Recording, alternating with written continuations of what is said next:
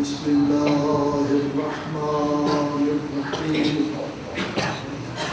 الحمد لله وكفى وسلام على عباده الذين اصطفى لا سيما على محمد المصطفى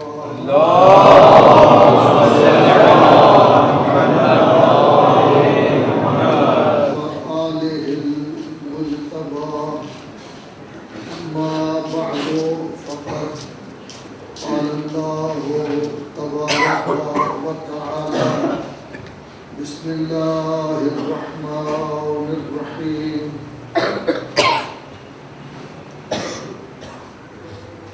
اقرأ باسم ربك الذي خلق خلق الانسان من علق صلوات پڑھیں محمد اللهم صل على محمد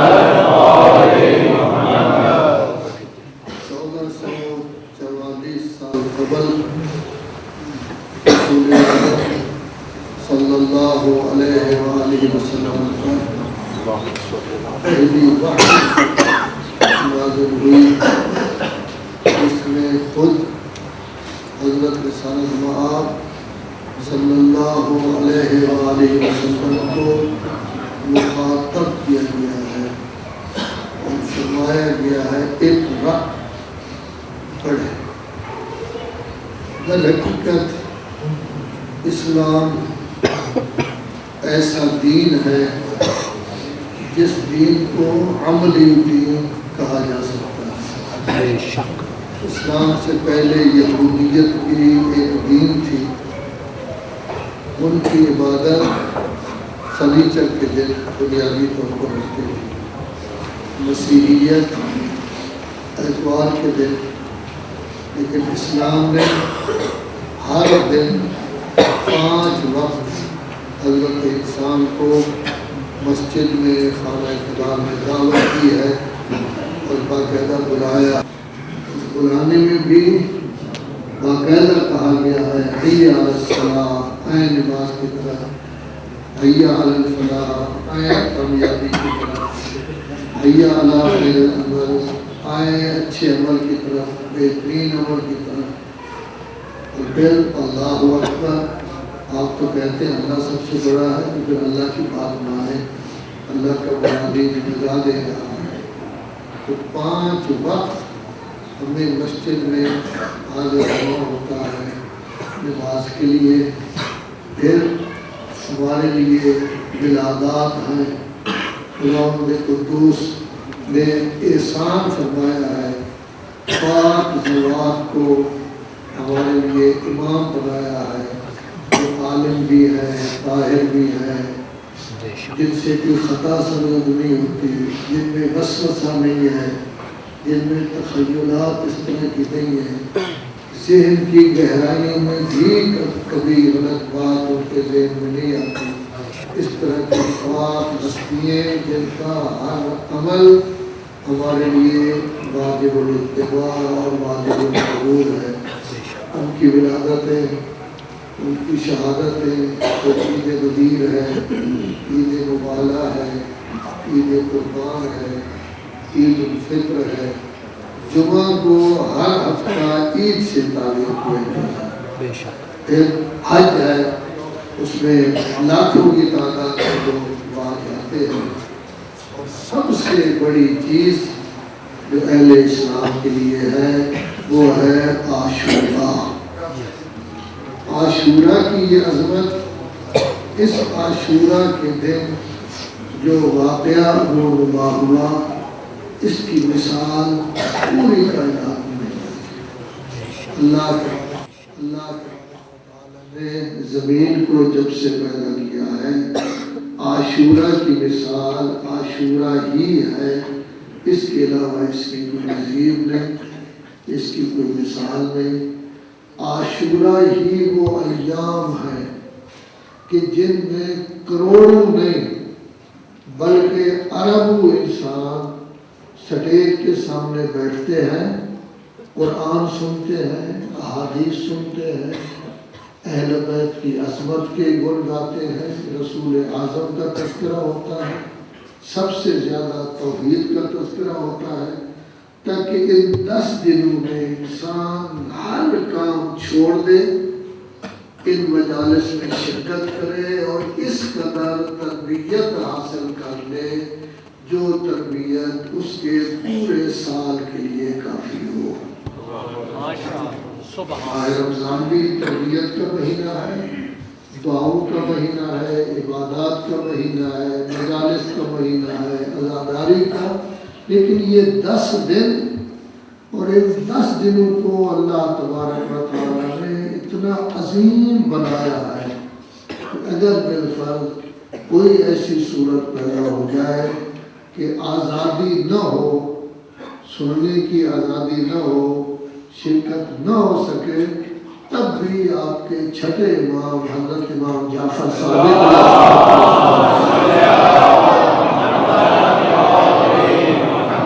ارشاد ہے کہ متوکل جیسے لوگوں کا اگر زمانہ ہو، ایسے حالات پیدا ہو جائیں، تب بھی آپ عزاداری اکیلے بھی کر سکتے ہیں، بچوں کے سامنے نہ کر سکیں، اکیلے بھی ہو سکتی ہے، اپنے مکان کی چھت پر چلے جائیں اور امام کی طرف اشارہ کر کے السلام علیکہ یا ابا عبداللہ حسین، جب یہ زیارت پڑھے چند آنسو آ جائے تو یہ آپ کی عزاداری ہو جائے۔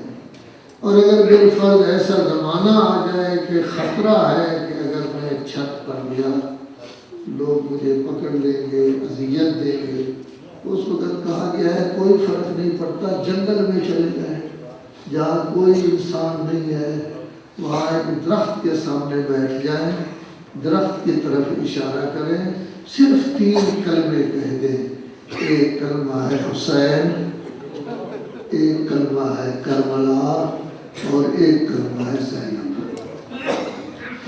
اتنا عظیم خداوند عالم نے ہمارے لیے مواقع مہیا کیے ہیں کہ ہم اپنی تربیت کر لیں۔ جب ہم حسین کہیں گے پوری زندگی ہمارے سامنے آ جائے گی، امام کی پیدائش کس طرح ہوئی، نانا نے کس طرح گریہ کیا، ماں کیوں پریشان ہوئی، سفر پورا آ جائے گا، پوری زندگی آ جائے گی، حکام کے ساتھ خط و کتابت سامنے آ جائے گی، اور جب زینب کا نام لیں گے تو زینب کی پوری زندگی آ جائے گی۔ کون انسان ہے جو زینب کا نام سنے اور خاموش بیٹھا رہے؟ زینب بیوی ہے، زینب عورت ہے، زینب پردہ دار ہے، لیکن پردہ دار اور پھر کوفہ میں خطبے، پھر شام میں خطبے، یزیدیت کا مقابلہ، ظلم کا مقابلہ، جبر کا مقابلہ، جور کا مقابلہ، تلوار سے نہیں زبان سے، تلوار سے نہیں خطبہ سے، اور کیا کہنا عظمت زینب کا، عورتوں کی آواز مردوں جیسی نہیں ہوتی، لیکن زینب کا لہجہ علی والا تھا، زینب کا لہجہ علی والا تھا کہ جب وہ خطبہ دیتی لوگ یہی خیال کرتے مولا تشریف لے آئے ہیں، وہ خطبہ دے رہے ہیں۔ اور تیسرا نام ہے کربلا۔ کربلا کے لیے تو کہا جاتا ہے نا کل یوم عاشورہ، ہمارے لیے ہر دن عاشورہ ہے، جب بھی کربلا کا ہم تصور کریں گے تو ہمارے لیے عاشورہ۔ اصل میں اب ہمارا کام ہے کہ ہم ان دنوں سے کس قدر فائدہ حاصل کرتے ہیں، کیا بیان کرتے ہیں، کیا ذکر کرتے ہیں، کیا ہم سنتے ہیں، کیا لے کر جاتے ہیں، خالی ہاتھ جاتے ہیں یا کچھ نہ کچھ لے کر جاتے ہیں۔ خوشا نصیب ہے وہ لوگ جو اس دن کو، ان 10 دنوں کو تربیت کے دن سمجھے، اس امام باڑے کو درسگاہ سمجھے، یہ حسینی درسگاہ ہے، اور اس سے فائدہ اٹھائیں جس طرح فائدہ اٹھانے کا حق ہے۔ اسی سے انسان کو حریت بھی مل جائے گی، مظلوم کی مدد کا گویا کہ جذبہ بھی مل جائے گا، اور ساتھ یہ مل جائے گا کہ زندگی گزارنے کا ڈھنگ کون سا ایسا ڈھنگ ہے کہ جس سے اللہ خوش ہوتا ہے، اہل بیت علیہ السلام خوش ہوتے ہیں۔ میں نے آپ کے سامنے ذکر کیا ہے کہ پہلی وحی ہے اقرا۔ اس میں اللہ تبارک و تعالی کو اقرا بسم ربک، پڑھیں اپنے رب کے نام سے۔ اس کا مطلب کیا ہوا؟ پڑھنا ہو تب بھی رب کا نام آنا چاہیے، کام ہو تب بھی رب کا نام آنا چاہیے، کوئی ہمارا فنکشن ہو تب بھی رب کا نام آنا چاہیے، مسجد میں جائیں تو رب کا نام، دفتر میں جائیں رب کا نام، دکان میں جائیں، کارخانہ میں جائیں، ہر کام کو رب کے نام سے شروع کرنا چاہیے۔ یہ حکم ہو رہا ہے نبی اعظم کو، جو حکم بھی نبی اعظم کو دیے گئے ہیں وہ سب کے لیے ہیں، لہذا ہمارے لیے بھی یہی حکم دیا گیا ہے کہ جب بھی کوئی کام کرے رب کے نام سے کرے۔ صرف اسی پر اکتفا نہیں کیا گیا بلکہ ذکر کیا گیا سبح بحمد ربک، آپ حمد رب کی تسبیح پڑھیں۔ یہ سب سے آخری صورت ہے 114ویں صورت، جس کو سورہ نصر کے نام سے تعبیر کیا گیا ہے۔ اذا جاء نصر اللہ، اس میں کہا گیا ہے فسبح بحمد ربک، اپنے رب کی۔ گویا ابتدا میں بھی تذکرہ کیا گیا تھا کہ جب پڑھیں رب کے نام کے ساتھ، آخر میں بتایا گیا ہے، یہ آخری صورت ہے، اس کے بعد کوئی صورت نہیں ہے، آخر میں بتایا گیا ہے کہ تسبیح بھی اپنے رب کی حمد کی کرے۔ کیوں؟ الذی خلق، اللہ تبارک و تعالیٰ کوئی ایسا کام نہیں کرتا جس کی دلیل نہ ہو۔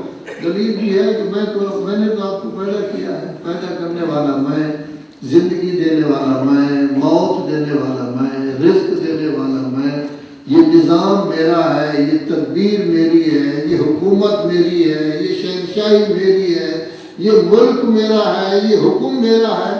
تو جب میں نے سب کچھ کیا ہے، آپ کو پیدا کیا ہے میں نے، تو مجھے پتہ ہے کہ جس کو میں نے پیدا کیا ہے اس کی زندگی کیسے سنورے گی، اس کی زندگی کیسے بہترین ہو سکے گی، اس کی زندگی الہی کس طرح ہو سکے گی، اس کی زندگی اسلامی کس صورت میں ہوگی۔ اسی کو مد نظر رکھتے ہوئے آپ کی تربیت کے لیے فرمایا جا رہا ہے اے میرے حبیب پڑھیں رب کے نام کے ساتھ، تسبیح کریں رب کے نام کی، اسی نے پیدا کیا ہے۔ آپ کا رب بڑا اعلیٰ ہے، آپ کا رب سب سے بلند ہے، آپ کا رب آپ کا خالق ہے، آپ اس کی تسبیح پڑھیں۔ یہاں بھی دلیل دی گئی ہے الذی خلق، جس نے آپ کو پیدا بھی کیا ہے اور کیسے بہترین بنایا ہے۔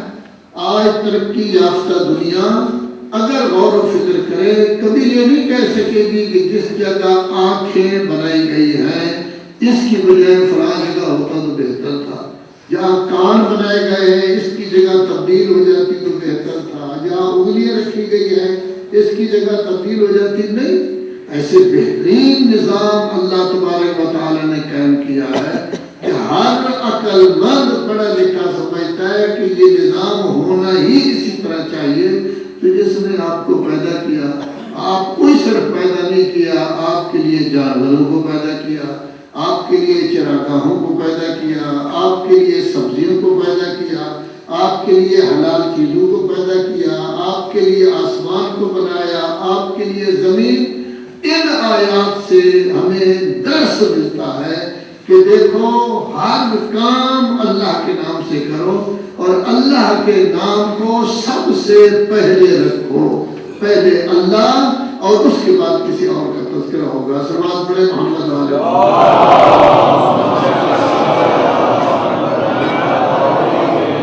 اپنی زندگی میں دیکھیں، آپ جب نماز پڑھتے ہیں نماز سے پہلے آذان تو پہلے اللہ کا نام، آخر میں پھر اللہ کا۔ جب اقامت دیتے، جب اقامت کہتے ہیں تب یہی پہلے اللہ کا نام، آخر میں پھر اللہ کا۔ اللہ یہ چاہتا ہے پہلے بھی میرا نام ہو، آخر میں بھی میرا نام ہو۔ اب آذان تو آپ لوگ تبدیلی کر لیتے ہیں نا، بھائی مانا 2-4 آیتیں پہلے پڑھ لیتے ہیں، کچھ صورتیں پہلے پڑھ لیتے ہیں، کچھ نعرے لگا لیتے ہیں، لیکن بہرحال اللہ تو یہی چاہتا ہے کہ میرے نام سے شروع ہو، آپ کی مرضی تو اس سے پہلے جتنی چیزیں لگا لیں۔ اللہ یہ کہتا ہے میرے نام سے شروع ہونا چاہیے۔ ابھی تک 2 مواقع محفوظ ہیں جن میں ہم سب سے پہلے اللہ کا نام لیتے ہیں پھر آگے چلتے ہیں۔ ایک جب بچہ پیدا ہوتا ہے اس وقت ہم کبھی ان اللہ و ملائکتہ نہیں پڑھتے، سبحان اللہ بھی نہیں پڑھتے، اللہ اکبر سے شروع کرتے ہیں، اللہ اکبر پر ختم کرتے ہیں۔ اذان بھی اقامت بھی اس میں ابھی نہیں شروع ہوا کہ اپنا سے پہلے ہم چولہے کا لگائیں، حساب کا لگائیں۔ اور ایک جب ہماری میت سامنے پڑی ہوتی ہے اس کو بھی ہم اللہ اکبر سے شروع کرتے ہیں۔ اللہ بہرحال یہ چاہتا ہے کہ سب سے زیادہ میرا ذکر کرو، تو ظاہر ہے کہ جو اللہ چاہتا ہے اسی کے مطابق ہم زندگی بسر کریں گے، اسی زندگی کو الہی زندگی کہا جاتا ہے۔ صلوات پڑھیں محمد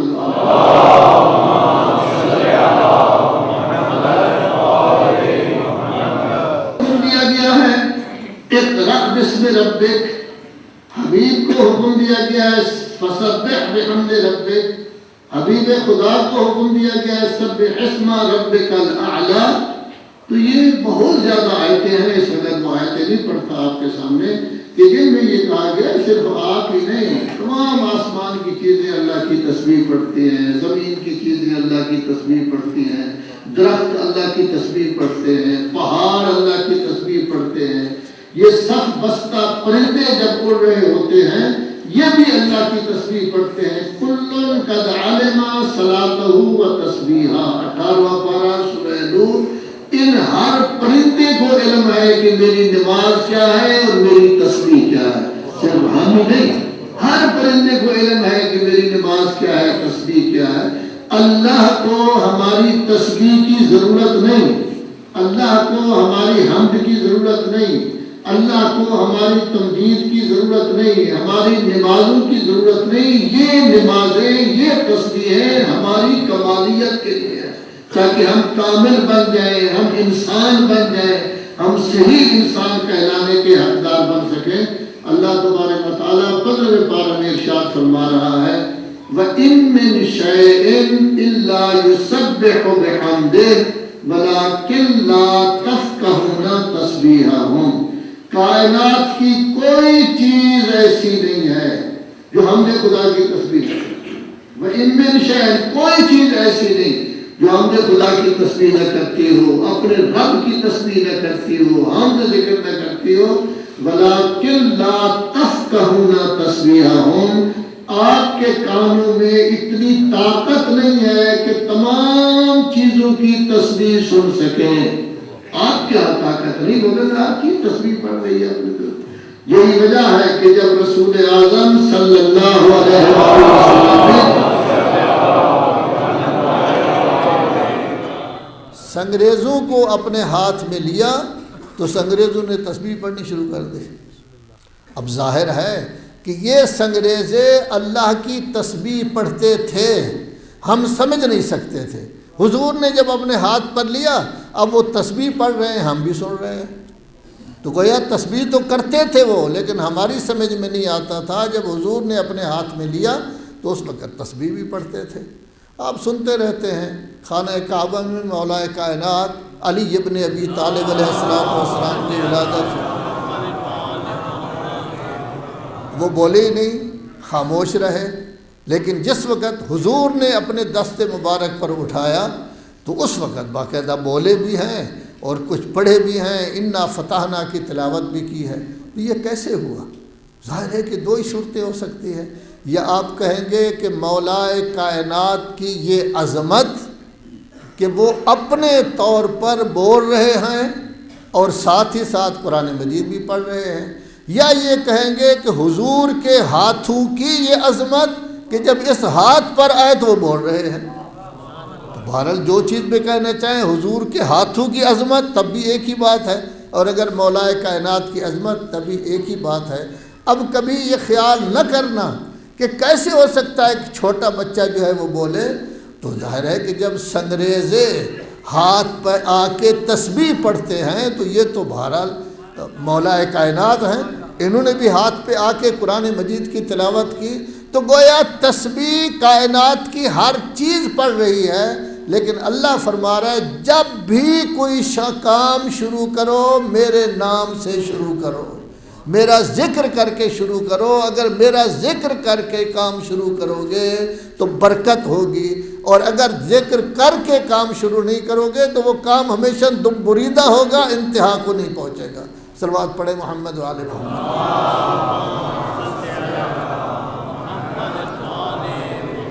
اقرأ بسم ربک الذی خلق. اللہ تبارک و تعالی نبی اعظم صلی اللہ علیہ وآلہ وسلم کو مخاطب فرما رہا ہے اور فرما رہا ہے اقرأ، پڑھے. بسم ربک، اپنے رب کے نام کے ساتھ. الذی خلق، جس نے پیدا کیا ہے. کتنا عظیم ہیں آپ لوگ کہ اللہ تبارک و تعالی نے دوسری آیت میں آپ کا ذکر کیا ہے. خلق الانسان من علق. اللہ نے انسان کو خلق کیا ہے علق سے. تو گویا پہلے نبی کا تذکرہ ہوا اور حکم دیا گیا کہ میرے نام سے شروع کریں. خلقت کا بھی ذکر کیا گیا کہ اللہ خالق ہے. دوسرے نمبر پر انسان کا ذکر ہوا ہے. اس سے پتہ چلتا ہے کہ انسان کے ساتھ اللہ کس قدر محبت کرتا ہے، کس قدر اللہ چاہتا ہے کہ انسان درجہ کمال تک پہنچے. درجہ کمال تک پہنچنا گویا انسان کا انسان بننا ہے. اگر ہم درجہ کمال تک اپنے آپ کو پہنچائیں گے تو بن جائیں گے انسان، لیکن اگر ہم اپنے آپ کو کامل نہیں بنائیں گے پھر انسان نہیں ہوں گے. بلکہ قرآن مجید ہمارے لیے کہہ رہا ہے انہم الا کالانعام، یہ لوگ جانوروں کی طرح ہیں، بلکہ اس سے بھی بدتر ہیں کہ جانور کے ذمے جو کام لگایا جائے وہ کر رہا ہے، یہ نہیں کر رہے. تو اللہ تبارک و تعالی نے پہلے مخاطب کیا ہے اپنے نبی کو، حکم دیا ہے پڑھے رب کے نام سے. پھر مخاطب کیا ہے حضرت انسان کو کہ خلق الانسان من علق. اللہ تبارک و تعالی نے انسان کو علق سے پیدا کیا ہے. صلوات پڑھے محمد و آل محمد. پھر بھی تمام حضرات مل کے صلوات پڑھیں محمد و آل محمد.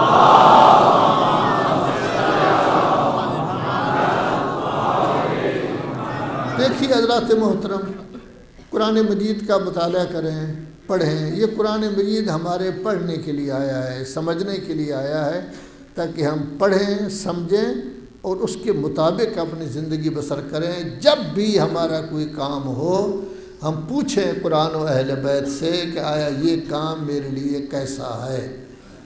تو قرآن مجید میں حضرت انسان کا تذکرہ کافی دفعہ کیا گیا ہے کہ اس کو کس چیز سے پیدا کیا ہے. ایک تو کہا گیا ہے انسان کو پیدا کیا گیا ہے مٹی سے، خلقکم من تراب. کبھی کہا گیا ہے بدأ خلق الانسان من طین، انسان کو طین سے پیدا کیا گیا ہے. کبھی کہا گیا ہے کہ انسان کو اللہ تبارک و تعالی نے خلقناہ من نطفۃ امشاج، قطرہ آب سے ہم نے پیدا کیا ہے.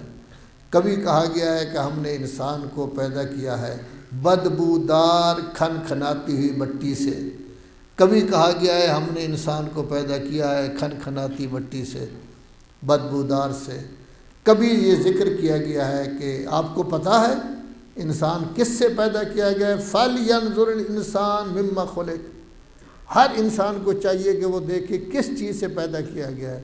خُلِقَ مِن مَاءٍ دَافِقٍ، ٹپک کر نکلنے والے قطرہ آب سے انسان پیدا کیا گیا ہے. اس آیت میں ذکر کیا گیا ہے کہ انسان کو پیدا کیا گیا ہے من علق، جمے ہوئے خون سے. کسی میں ذکر کیا گیا ہے کہ انسان کو پیدا کیا گیا ہے جمے ہوئے خون کو مضغہ، لوتھڑا بنایا گیا ہے. پھر اس کو بنایا گیا ہے مخلقہ، غیر مخلقہ. در حقیقت اللہ تبارک و تعالی ایک تو ہمیں متوجہ کر رہا ہے کہ اے انسان تو متکبر ہو گیا ہے، مسجد کی طرف نہیں آتا، بارگاہ خداوندی میں نہیں آتا، احکام خداوندی پر عمل نہیں کرتا، نافرمانی کرتا رہتا ہے. پہلے سوچ تو ہے کیا؟ یا مٹی سے تو پیدا کیا گیا ہے جس مٹی کو تو خود روند رہا ہے، یا قطرہ آب سے پیدا کیا گیا ہے جس کے نکلنے سے غسل واجب ہو جاتا ہے، یا آپ پیدا کیا گیا ہے، انسان پیدا کیا گیا ہے کس سے؟ تین سے. ایک جگہ تین کہا گیا ہے، کسی جگہ تین لاذب، چمٹتی ہوئی، یعنی ہاتھوں کو لگ جائے چمٹتی ہوئی تین سے پیدا کیا گیا ہے. کبھی بدبودار مٹی، تاکہ انسان چودھری نہ بنے، دیکھے کہ میں پیدا کس سے ہوا ہوں. کبھی کہا گیا ہے جمے ہوئے خون سے، خون پڑا ہوا ہو تو آپ باہر پھینک دیتے ہیں، ہاتھ کو لگ جائے تو ہاتھ آپ دھوتے ہیں، اسی خون سے انسان جو ہے وہ پیدا. تو در حقیقت انسان کو بتایا گیا ہے کہ اپنی اصلیت دیکھ، اپنی بنیاد دیکھ کہ تو کس سے پیدا کیا گیا ہے. لیکن انسان نے پیدا کرنے کے بعد تجھے کتنی عظمت دی کہ تمام مخلوقات پر تجھے فضیلت دے دی ہے، مکرم بنایا ہے، محترم بنایا ہے. جب اللہ نے تجھے بڑا بنایا ہے، بڑی عزت دی ہے، تو بھی سمجھدار بن، اپنے آپ کو معزز بنا، اپنے آپ کو محترم بنا، اپنے آپ کو مکرم بنا.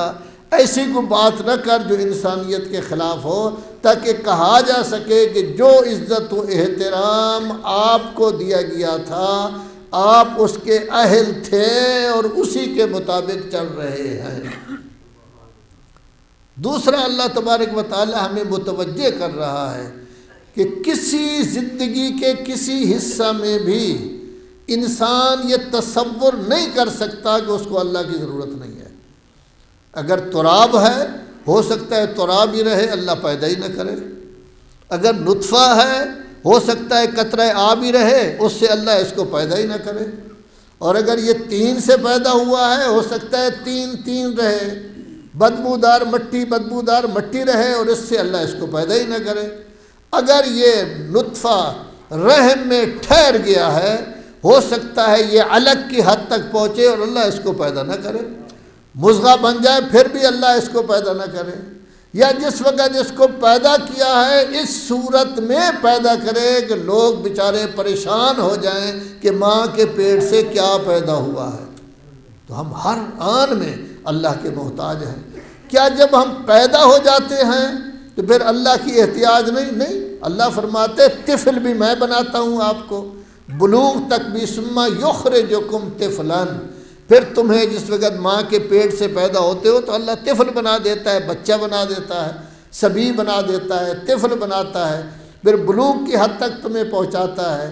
پھر اس کے بعد ایسا ہوتا ہے وَمَن نُعَمِّرْهُ نُنَكِّسْهُ، زیادہ عمر دے دیں تو کمر اس کی جھک جاتی ہے، سورہ یاسین میں ہے.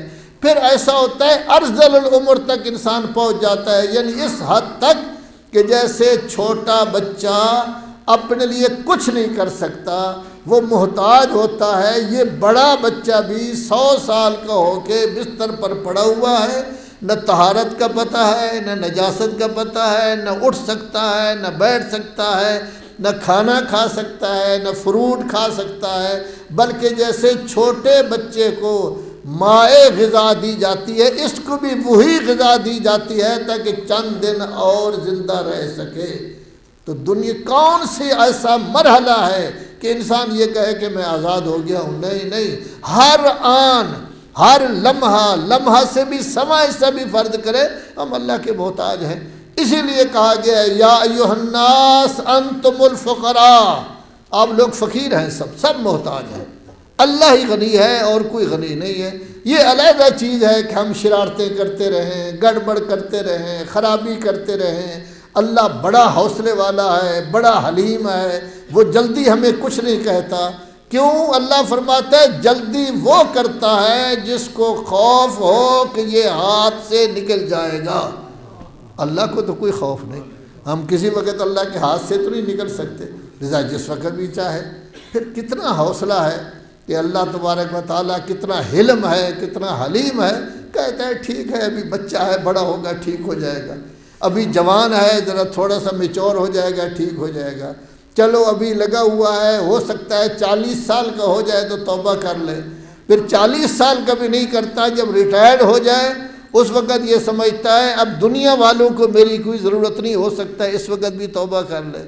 زندگی کے آخری ایام میں بھی انسان اگر خلوص دل سے توبہ کر لے تب بھی اللہ توبہ قبول کر لیتا ہے. لیکن اللہ فرماتا ہے بندہ بن، انسان بن، میری طرف متوجہ ہو، میری طرف آ. تیرا کوئی مرحلہ ایسا نہیں ہے کہ اس مرحلے میں تو اللہ کا محتاج نہ ہو. صلوات پڑھے محمد والے محمد. پھر اللہ نے انسان کو کتنی عزت دی ہے، کتنا مقام دیا ہے اس انسان کو کہ ارشاد ہو رہا ہے وَلَقَدْ خَلَقْنَا الْإِنسَانَ فِي أَحْسَنِ تَقْوِيمٍ. بڑا خوبصورت مضبوط ترین پیچیدہ ترین جسم میں نے آپ کا بنایا ہے، اتنا خوبصورت بنایا ہے جس کی حد اور انداز نہیں۔ اللہ فخر کر رہا ہے۔ اور پھر جب اللہ روح پھونکتا ہے ہم میں، اس وقت اللہ تبارک و تعالیٰ کہتا ہے فَتَبَارَكَ اللَّهُ أَحْسَنُ الْخَالِقِينَ، بابرکت ہے وہ اللہ جس نے تجھ جیسی مخلوق پیدا کی ہے۔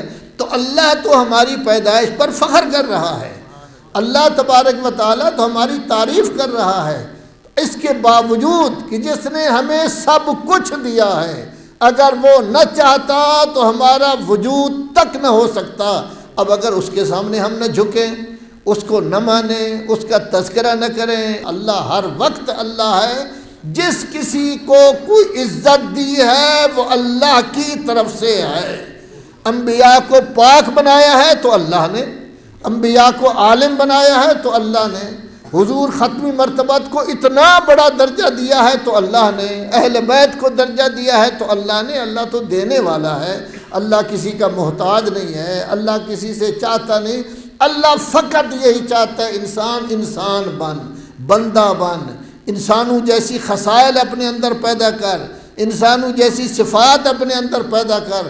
میں نے تجھے اتنی عظمت دی ہے کہ جب تو بچہ ہوتا ہے، علم کے حاصل کرنے کے لیے گھر سے چلے، اس وقت میرے فرشتوں کو حکم ہوتا ہے کہ اس کے پاؤں کے نیچے پر بچھائیں، کہ علم حاصل کرنے جا رہا ہے۔ اور جب تو بڑا ہو جائے، کسی دوست کی ملاقات کے لیے جائے، کسی حاجی کی ملاقات کے لیے جائے، کسی زائر کی ملاقات کے لیے جائے، کسی بیمار کی عیادت کے لیے جائے، کسی کی جنازے میں شرکت کرنے کے لیے جائے، جب کسی کے گھر جا رہا ہوتا ہے لیکن خلوص کے ساتھ، کام نہ ہو، طمع نہ ہو، لالچ نہ ہو، جا رہا ہوتا ہے، اللہ فرشتوں کو حکم دیتا ہے کہ آپ اس کے ساتھ ساتھ چلیں، اس کی حفاظت کریں۔ اب وہ گھر میں آپ چلے جائیں گے، وہاں بیٹھیں گے، چائے پئیں گے، بسکٹ کھائیں گے، فرشتے باہر کھڑے ہوئے ہیں۔ اور جس وقت آپ باہر نکلیں گے، فرشتوں کو حکم ہوگا ان کو ان کے گھر تک یا مرکز تک پہنچاؤ۔ اور جب پہنچا آئیں گے پھر حکم ہوگا اے فرشتے، میرے اس بندے نے بڑا اچھا کام کیا ہے، مومن بھائی کی ملاقات کے لیے گیا ہے، مومن بھائی کی زیارت کے لیے گیا ہے، آپ ہمیشہ کے لیے ڈیوٹی ہے آپ کی کہ ہمیشہ استغفار کرتے رہیں اس کے لیے۔ تو اللہ نے تو بڑا درجہ دیا ہے انسان کو۔ جب اتنا بڑا درجہ اللہ تبارک و تعالیٰ نے انسان کو دیا ہے تو ہم انسانوں کو بھی چاہیے کہ کوشش کریں انسان بننے کی۔ خالق الانسان علمہ البیان۔ اب اگر اللہ انسان کو پیدا کر دیتا لیکن اس کے بعد گنگا بنا دیتا پھر کیا ہوتا؟ اگر بیان کی طاقت نہ ہوتی تو پھر کیا ہوتا؟ اپنا معافی ضمیر کو بیان نہ کر سکتا تو پھر کیا ہوتا؟ خالق الانسان علمہ البیان۔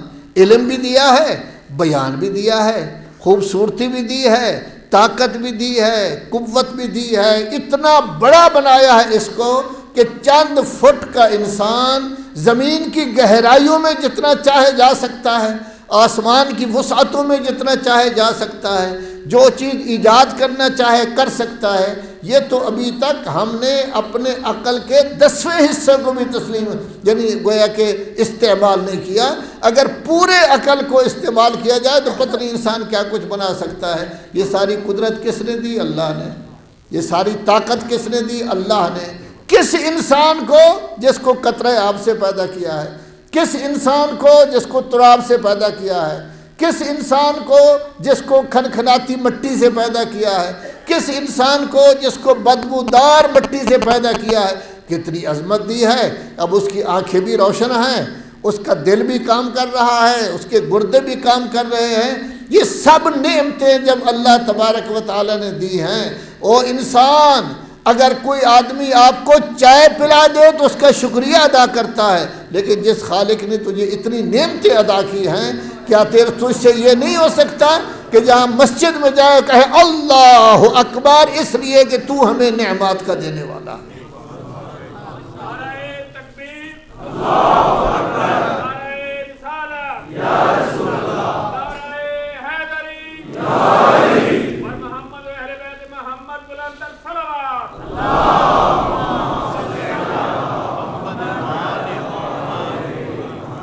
انسان کی فطرت میں رکھ دیا گیا ہے کہ وہ محسن کا شکریہ ادا کرتا ہے، فطرت انسان میں ہے۔ کہ محسن کا شکریہ ادا کرتا ہے، لیکن انسان دیکھے کہ جب عام محسن کا میں شکریہ ادا کرتا ہوں، یہ تو اللہ تبارک و تعالیٰ ہے جس نے مجھے پیدا کیا ہے، جس زبان سے میں محسن کا شکریہ ادا کر رہا ہوں وہ اللہ کی دی ہوئی ہے، جس عقل نے مجھے کہا ہے کہ محسن کا شکریہ ادا کروں وہ اللہ ہی کا دیا ہوا ہے، میں کسی کی مدد کر رہا ہوں تو اللہ کی دی ہوئی نعمت ہے، کسی کی سفارش کر رہا ہوں تو اللہ کی دی ہوئی نعمت ہے۔ کون سی چیز ہماری اپنی ہے؟ ہماری اپنی تو کچھ بھی نہیں۔ کیا ہو نہیں سکتا کہ جو جو نعمتیں ہمارے پاس موجود ہیں اللہ ان میں سے کسی نعمت کو ایک ہی وقت میں لے لے؟ خود ہم نے دیکھا ہے، ایک بیچارے مومن تھے، بڑے اچھے آدمی، بیٹی کی شادی ہوئی، بڑے خوش ہیں، ان کی اپنی بہو کے ساتھ بیٹھے ہوئے ہیں، کہہ کے لگا رہے ہیں، 1 سیکنڈ کے اندر ان کی نظر ختم ہو گئی۔ 1 سیکنڈ، یعنی پتہ ہی نہیں چلا، کوئی بیمار بھی نہیں تھے، پرانے زمانے کی شوگر تھی، لیکن شوگر تو ہزاروں لوگوں کو ہے۔ 1 سیکنڈ میں ان کی نظر ختم ہو گئی اچانک، اور 2-2.5 مہینے روتے رہے، یہ کیا ہو گیا، یہ کیا ہو گیا۔ تو اسی طرح تمام چیزیں، ہو سکتا ہے قوت گویائی ختم ہو جائے، ہو سکتا ہے دیکھنے کی قوت ختم ہو جائے، ہو سکتا ہے سننے کی قوت ختم ہو جائے۔ کتنے بڑے لوگ ہیں کہ جو ان کے پاس بولنے کی قوت تھی لیکن وہ ساری ختم ہو گئی۔ تو گویا یہ قوتیں ہماری ایسی نہیں ہیں کہ کبھی ختم نہ ہو سکے۔ اللہ کی طاقت ہے، جب وہ چاہے دے دے، جب چاہے ختم ہو کر دے۔ ہو سکتا ہے قوت نہ ہو، اچانک اللہ تبارک و تعالیٰ دے دے، ہو سکتا ہے ختم کر دے۔ جب سب قوتیں اللہ کی ہیں، جب سب طاقتیں اللہ کی ہیں، پیدا کرنے والا وہی ہے، تو وہی اللہ کہہ رہا ہے اقرأ بسم ربک۔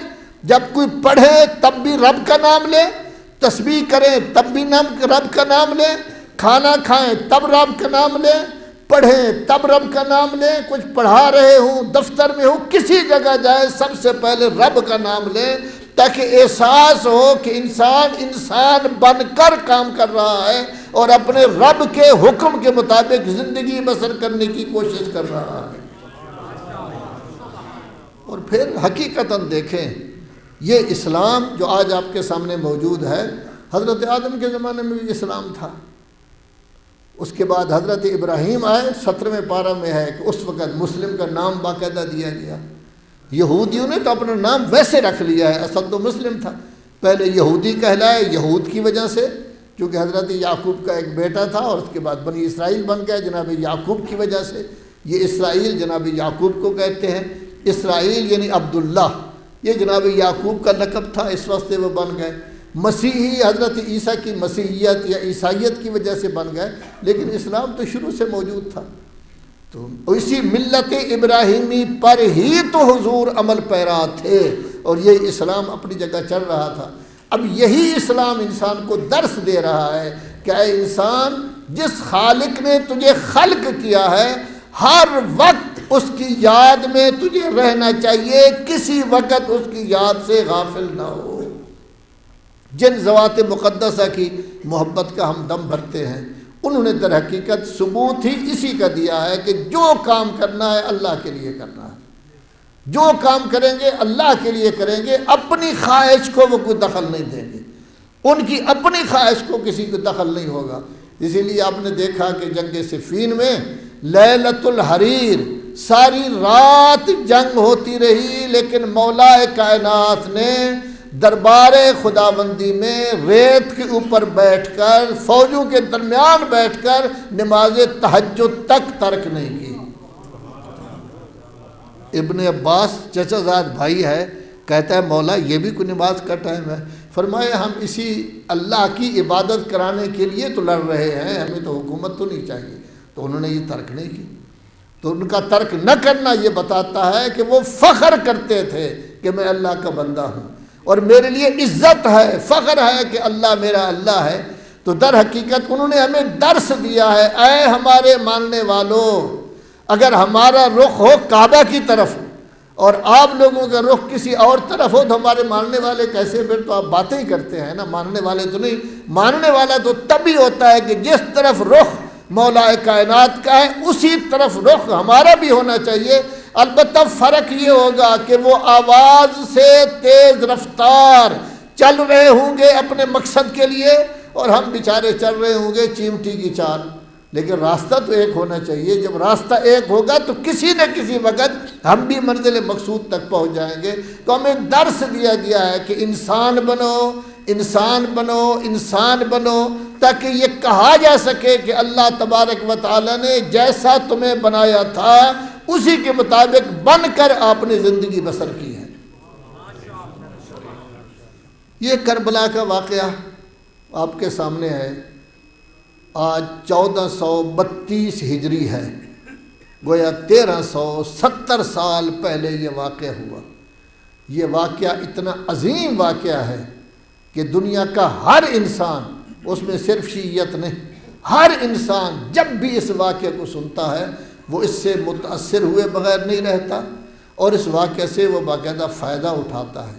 اب گاندھی مسلمان تو نہیں تھا، لیکن جب اس سے پوچھا گیا کہ آزادی کی تحریک آپ نے ہند میں کیسے چلائی تو کہنے لگے میرے لیے نمونہ حسین موجود ہے. نہرو مسلمان تو نہیں تھا، وہ کہتا ہے ہمارے لیے حسین موجود ہے.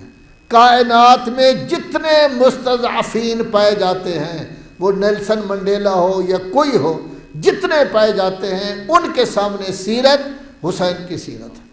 امام حسین نے طریقہ بتایا ہے کہ اپنا معاملہ، اپنا مقصد، اپنا ہدف، اپنی غرض و غایت پورے کرنے کی کیا صورت ہو سکتی ہے، اس کے طریقے امام نے بتائے ہیں. اور امام نے بھی طریقہ یک وقت نہیں عمل کیا اس پر، بلکہ رفتہ رفتہ، تاکہ پہلے ایک طریقہ اختیار کیا جائے، پھر دوسرا طریقہ اختیار کیا جائے، پھر تیسرا، لوگوں کو سوچنے کا موقع دیا جائے کہ وہ کیا کر رہے ہیں، وہ توجہ کریں کہ ہم آیا جو چل رہے ہیں ٹھیک چل رہے ہیں یا نہیں. اسی لیے امام نے اپنی شہادت دی ہے، لیکن شہادت سے پہلے کافی کام کیے ہیں تاکہ لوگ سوچ لیں، سمجھ لیں، یہ نہ کہیں ہمیں پتہ ہی نہیں چلا، یہ نہ کہیں ہمیں علم ہی نہیں تھا کہ یہ کیا ہوا ہے کیا نہیں ہوا.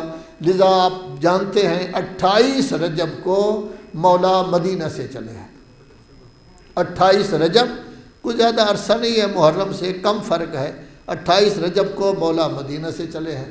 لیکن جس وقت مدینہ سے چلے بڑی عزت کے ساتھ، بڑے احترام کے ساتھ، ہر کسی کو اتنا احترام دیا گیا جتنا احترام ہونا چاہیے. اگرچہ بہت سارے لوگ آئے، انہوں نے مشورے دیے کہ مولا آپ نہ جائیں، مولا آپ نہ جائیں. ابن عباس نے مشورہ دیا، محمد حنفیہ بھائی تھا اس نے مشورہ دیا، باقی لوگوں نے مشورے دیے، لیکن مولا نے فرمایا نہیں، میں نے ہر صورت میں جانا ہے. دین کی بقا اسی میں ہے کہ میں 28 تاریخ کو 28 رجب کو مدینہ چھوڑ دوں. تو مدینہ چھوڑ رہے ہیں.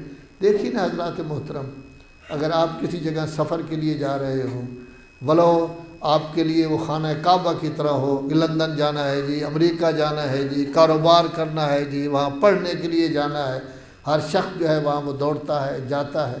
لیکن جب اس وقت جا رہا ہوتا ہے اس وقت اس کی صورت کیسے ہوتی ہے؟ پریشانی ہوتی ہے، بہنیں پریشان ہوتی ہیں، ماں پریشان ہوتی ہے، پھوپھیاں پریشان ہوتی ہیں، جبکہ پتہ ہے سال کے بعد آ جائے گا، 2 سال کے بعد آ جائے گا. لیکن یہ سفر ایسا تھا کہ امام بھی سمجھ رہے تھے، زینب بھی سمجھ رہی تھی اور تمام بیویاں سمجھ رہی تھیں اب یہ مدینہ سے ہم آخری دفعہ جا رہے ہیں، پھر مدینہ میں آنا نصیب نہیں ہوگا، پھر مدینہ میں آنا ہمیں نصیب نہیں ہوگا. لذا جیسے جیسے زندہ انسانوں سے ودا ہو رہا ہے، اسی طرح جو زوات چلی گئی تھی ان سے بھی ودا ہو رہا ہے. آپ کے مولا کے پاس نانی اماں ام سلمہ، جن کی بہترین شخصیت ہے، بہترین شخصیت کی بالغ ام سلمہ آئی ہیں اور کہتی ہیں بیٹا آپ سفر کے لیے نہ جائیں، اس لیے کہ آپ کے نانا نے ارشاد فرمایا ہے کہ جب میرا بیٹا اس سفر میں جائے گا تو سفر میں جانے کا نتیجہ یہ ہوگا کہ پھر میرا بیٹا محفوظ نہیں رہے گا. تو اس وقت امام نے فرمایا کہ نانی اماں وہ جگہ دیکھنا چاہتی ہو جہاں میں شہید ہوں؟ جگہ دیکھنا چاہتی ہوں. امام بڑی قوت کا مالک ہوتا ہے، امام بڑی عظمت کا مالک ہوتا ہے، زمین کی وسعتیں ان کے سامنے ایک سیکنڈ میں ختم ہو جاتی ہیں. لیکن امام کیوں یہ سب کچھ ہوتا ہے؟ کیونکہ امام اصل میں اللہ کا بندہ ہوتا ہے، اللہ کا عبد ہوتا ہے. تو امام نے دکھایا یہ نیچی جگہ آپ دیکھ رہی ہیں گودال، یہ وہ جگہ ہے کہ جہاں مجھے شہید کیا جائے گا۔ تو اس وقت ام سلمہ نے مٹی دکھائی کہ آپ کے نانا مجھے لے گئے تھے اور کہہ رہے تھے کہ جب یہ مٹی خون ہو جائے تو سمجھ لینا کہ میرا بیٹا شہید ہو گیا۔ سمجھ لینا کہ ایک مقصد تھا، ایک ہدف تھا جس کے لیے وہ سفر کر رہے ہیں۔ اب اس کے بعد امام گئے ہیں اپنے نانا کے روضے پر، نانا کے روضے پر گئے، اتنا گریہ کیا کہ آنکھ جو ہے نیند ہو گئی، آنکھیں لگ گئی۔ خواب میں کیا دیکھتے ہیں کہ نانا فرما رہے ہیں بیٹا جائیں آپ سفر کے لیے جائیں۔ امام کہتے ہیں نانا مجھے اپنے پاس بلا لے، اپنے پاس بلا لے، اپنے پاس بلا لے۔ تو کہنے لگے کہ نہیں، آپ کا جو مقصد ہے وہ تب پورا ہوگا کہ جس وقت آپ جائیں گے تو۔ لیکن میں سمجھتا ہوں کہ سب سے زیادہ امام پریشان ہوئے جب اپنی ماں زہرا کی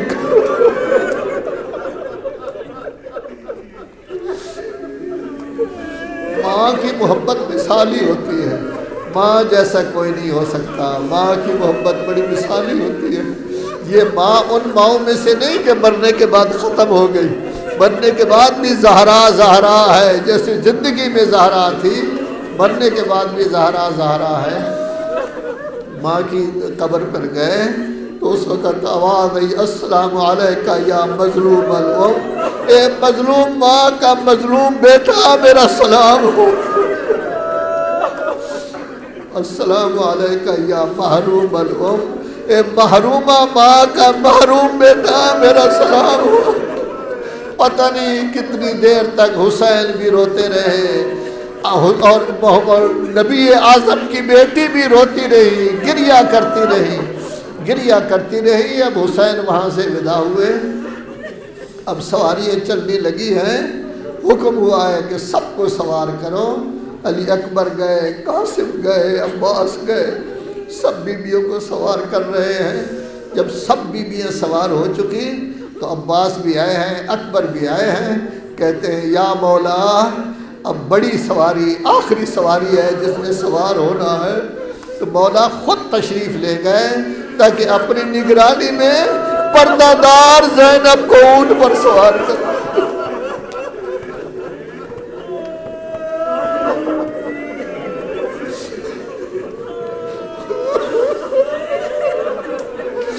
لوگوں کو پتہ ہو یا نہ ہو، حسین تو جانتے ہیں کہ زینب کی عظمت کیا ہے۔ زینب کے لیے کہا گیا تھا زینب یعنی باپ کی زینت، اتنی بڑی بیٹی۔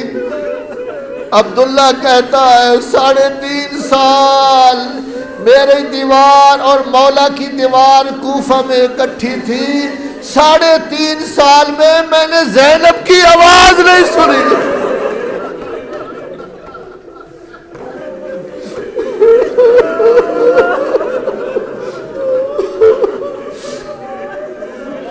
اب دیکھیے نا، آپ جیسا آدمی ہو، مجھ جیسا آدمی ہو، اس کو کیا پتا بعد میں کیا ہونا ہے؟ وہ تو بیچارہ ہوتا ہے، اسے کوئی پتہ نہیں کہ بعد میں کیا ہوتا ہے۔ لیکن یہ سوار کرنے والے تو حسین ہیں، حسین تو امام زمانہ ہیں، اس وقت کے امام ہیں، مستقبل پر ان کی نظر ہے۔ جب وہ اپنی بہن کو اپنی نگرانی میں سوار کر رہے ہیں تو فوراً ان کے ذہن میں خیال آیا ہوگا کہ زینب کربلا سے بھی سوار ہونا ہوگا، ہر منزل پر سوار ہونا ہوگا، کوفہ کے بازار میں بھی جانا ہوگا، شام کے دربار میں بھی جانا ہوگا۔ اس وقت حسین کے ذہن پر کیا گزری ہوگی کہ میرے بعد یہ پردہ دار بیویاں کس طرح اونٹوں پر سوار ہوگی، ان کے ہاتھ پسے پشت بندھے ہوئے ہوں گے، اور یہی زینب علی کے لہجہ میں کبھی کوفہ میں خطبہ دے رہی ہوگی، کبھی شام میں۔